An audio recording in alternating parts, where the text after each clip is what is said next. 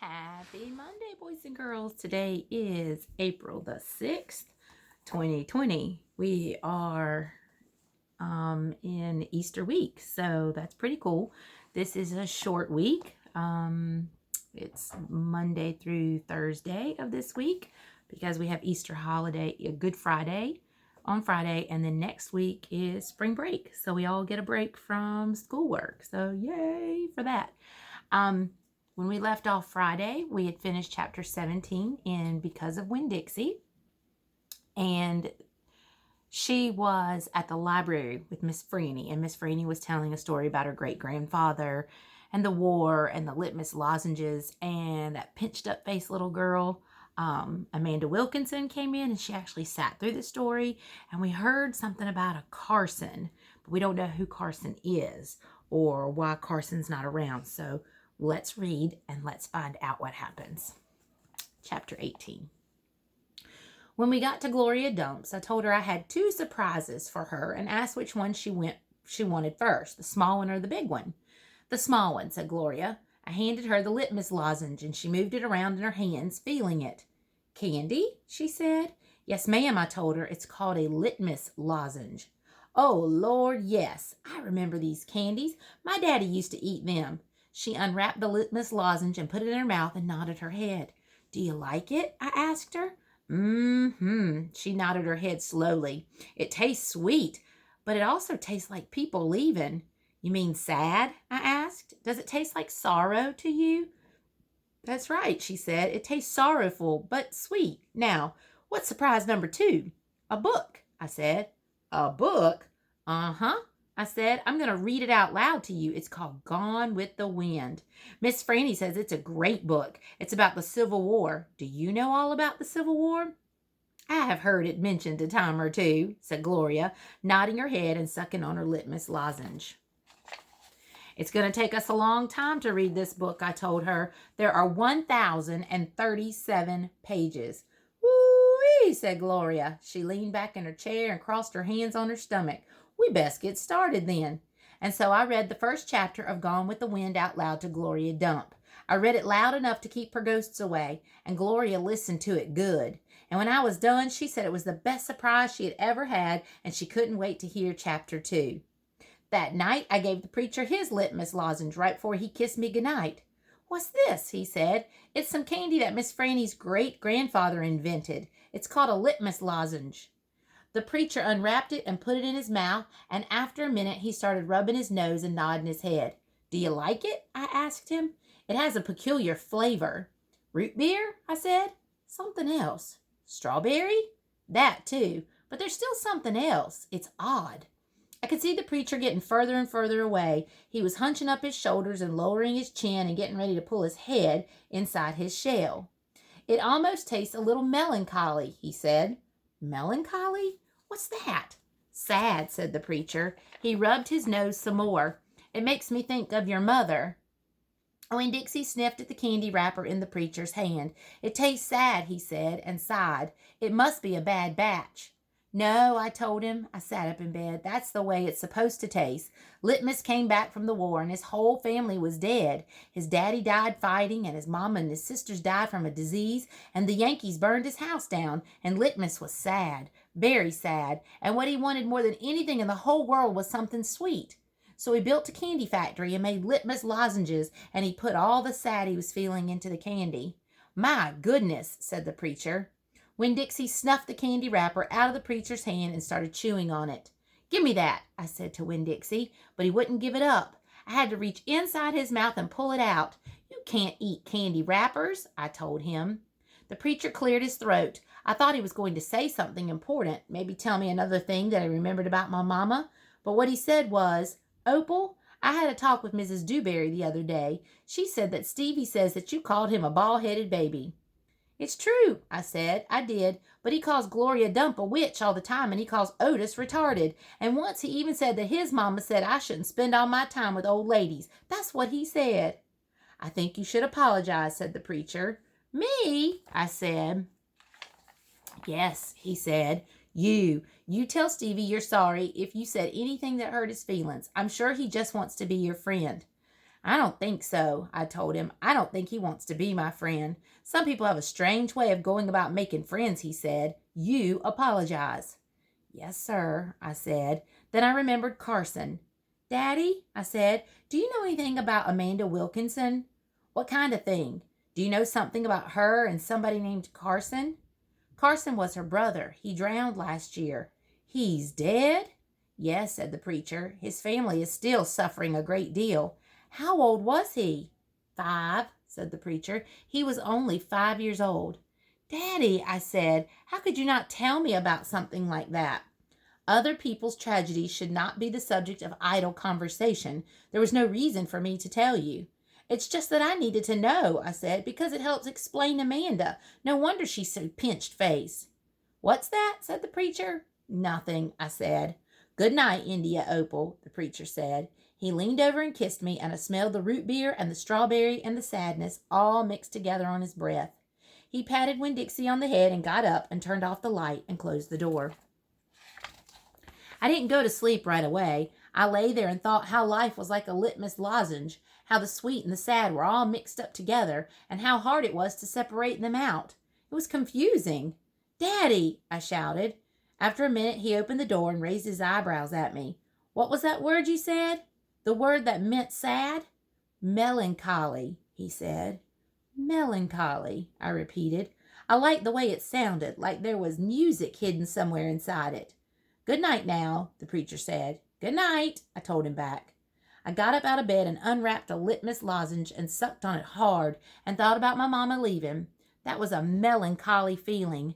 And then I thought about Amanda and Carson, and that made me feel melancholy too. Poor Amanda and poor Carson. He was the same age as Sweetie Pie, but he would never get to have his 6th birthday party. Chapter 19. In the morning, me and Winn-Dixie went down to sweep the pet store, and I took a litmus lozenge for Otis. Is it Halloween? Otis asked when I handed him the candy. No, I said. Why? Well, you're giving me candy. It's just a gift, I told him, for today. Oh, said Otis. He unwrapped the litmus lozenge and he put it in his mouth, and after a minute, tears started rolling down his face. Thank you, he said. Do you like it? I asked him. He nodded his head. It tastes good, but it also tastes a little like being in jail. Gertrude, squawked. Gertrude squawked. She picked up the litmus lozenge wrapper in her beak and then dropped it and looked around. Gertrude, she screamed again. You can't have any, I told her. It's not for birds. Then real quick, before I lost my nerve, I said, Otis, what were you in jail for? Are you a murderer? No, ma'am, he said. Are you a burglar? No, ma'am, Otis said again. He sucked on his candy and stared down at his pointy-toed boots. You don't have to tell me, I said. I was just wondering. I ain't a dangerous man, Otis said. If that's what you're thinking. I'm lonely, but I ain't dangerous. Okay, I said, and I went into the back room to get my broom. When I came back out, Otis was standing where I left him, still staring down at his feet. It was on account of the music, he said. What was? I asked. Why I went to jail. It was on account of the music. What happened? I wouldn't stop playing my guitar. Used to be I played it on the street, and sometimes people would give me money. I didn't do it for the money. I did it because the music is better if someone is listening to it. Anyway, the police came, and they told me to stop it. They said how I was breaking the law, and the whole time they were talking to me, I went right on playing the music. And that made them mad. They tried to put handcuffs on me, he sighed. I didn't like that. I wouldn't have been able to play my guitar with them things on. And then what happened? I asked him. I hit him, he whispered.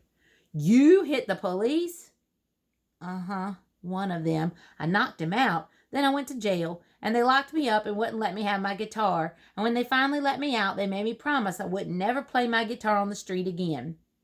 He looked up at me real quick and then back down at his boots. And I don't.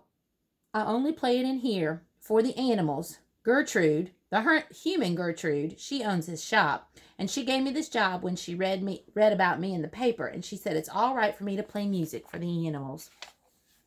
You play your music for me and Winn-Dixie and Sweetie Pie, I said. Yeah, he agreed, but you ain't on the street. Thank you for telling me about it, Otis, I said. It's all right, he said. I don't mind. Sweetie Pie came in and I gave her a litmus lozenge, and she spit it right out. She said that it tasted bad. She said that it tasted like not having a dog. I swept the floor real slow that day. I wanted to keep Otis company. I didn't want him to be lonely. Sometimes it seemed like everybody in the world was lonely. I thought about my mama. Thinking about her was the same as the hole you keep on feeling with your tongue after you lose a tooth. Time after time, my mind kept going to that empty spot, the spot where I felt like she should be. Chapter 20. When I told Gloria Dump about Otis and how he got arrested, she laughed so hard she had to grab hold of her false teeth so they wouldn't fall out of her mouth. "Woo-wee," she said when she was finally done laughing. "That sure is some dangerous criminal." "He's a lonely man," I told her. "He just wants to play his music for somebody." Gloria wiped her eyes with the hem of her dress. "I know it, sugar," she said, "but sometimes things are so sad they get to be funny." "You know what else?" I said, still thinking about sad things. "That girl I told you about, the pinch-faced one, Amanda? Well, her brother drowned last year. He was only 5 years old, the same age as Sweetie Pie Thomas." Gloria stopped smiling. She nodded her head. "I remember hearing about that," she said. "I remember hearing about a little drowned boy." "That's why Amanda is so pinched-faced," I said. "She misses her brother." "Most likely," Gloria agreed. "Do you think everybody misses somebody? Like I miss my mama?" "Mm-hmm," said Gloria. She closed her eyes. "I believe sometimes that the whole world has an aching heart." I couldn't stand to think about sad things that couldn't be helped anymore, so I said, "Do you want to hear some more Gone with the Wind?" "Yes, indeed," Gloria said. "I've been looking forward to it all day. Let's see what Miss Scarlet is up to now." I opened up Gone with the Wind and started to read, but the whole time I was thinking about Otis, worrying about him not being allowed to play his guitar for people. In the book, Scarlet was looking forward to going to a big barbecue where there was going to be music and food. That's how I got the idea. "That's what we need to do," I said. I slammed the book shut. Winn-Dixie's head shot up from underneath Gloria's chair. He looked all around nervous like. "Huh?" said Gloria Dump. "Have a party," I told her. "We need to have a party and invite Miss Franny Block and the preacher and Otis can play his guitar for everybody. Sweetie Pie can come too. She listens to his good music." "We who?" Gloria asked. "We, me and you. We can make some food and have the party right here in your yard." Said Gloria Dump. "We can make peanut butter sandwiches and cut them up in triangles to make them look fancy."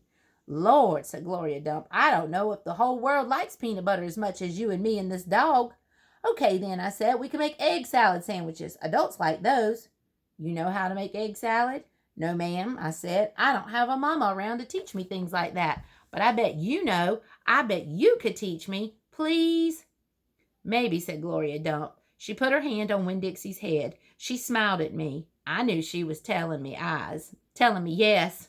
"Thank you," I said. I went over and hugged her. I squeezed her hard. Winn-Dixie wagged his tail and tried to get in between the two of us. He couldn't stand being left out of anything. "It's going to be the best party ever," I told Gloria. "You got to make me one promise, though," Gloria said. "All right," I told her. "You got to invite them Dewberry boys." "Dunlap and Stevie?" "Mm-hmm. Ain't gonna be no party unless you invite them." "I have to?" "Yes," said Gloria Dump. "You promise me." "I promise," I said. I didn't like the idea, but I promised. I started inviting people right away. I asked the preacher first. "Daddy," I said. "Opal," the preacher said back. "Daddy, me and Winn-Dixie and Gloria Dump are having a party." "Well," said the preacher, "that's nice. You have a good time." "Daddy," I said, "I'm telling you because you're invited." "Oh," said the preacher. He rubbed his nose. "I see. Can you come?" I asked him. He sighed. "I don't see why not," he said. Miss Franny Block took to the idea right away. "A party?" she said, and she clapped her hands together. "Yes, ma'am," I told her. "It will be kind of like the barbecue at 12 Oaks and Gone with the Wind, only it's not going to be as many people, and we're going to serve egg salad sandwiches instead of barbecue." "That sounds lovely," Miss Franny said, and then she pointed at the back of the library and whispered, "Maybe you should ask Amanda too." "She probably won't want to come," I said. "She doesn't like me very much." "Ask her and see what she says," Miss Franny whispered. So I walked to the back of the library and I asked Amanda Wilkinson in my best manners voice to please come to my party. She looked around all nervous and stuff. "A party?" she said. "Yes," I said. "I sure would like it if you could come." She stared at me with her mouth open. "Okay," she said after a minute. Yes, thank you. I would love to." And just like that, I promised Gloria. I asked the Dewberry boys. I ain't going to no party at a witch's house, Stevie said. Dunlap knocked Stevie with his elbow. We'll come, he said. We will not, said Stevie. That witch might cook us up in her big old witch's pot. I don't care if you come or not, I told them. I'm just asking because I promised I would. We'll be there, said Dunlap, and he nodded at me and smiled. Sweetie Pie was very excited when I invited her. What's the theme? She asked. Well, there isn't one, I said. You got to think of a theme, she told me. She stuck her knuckle in her mouth and then pulled it back out. It ain't a party without a theme. Is this dog coming? She asked. She wrapped her arms around Winn-Dixie and squeezed him so hard that his eyes almost popped out of his head. Yes, I told her. Good, she said. You could make that the theme. It could be a dog party. I'll think about it, I told her. The last person I asked was Otis. I told him all about the party and that he was invited, and he said, no, thank you. Why not? I asked. I don't like parties, said Otis.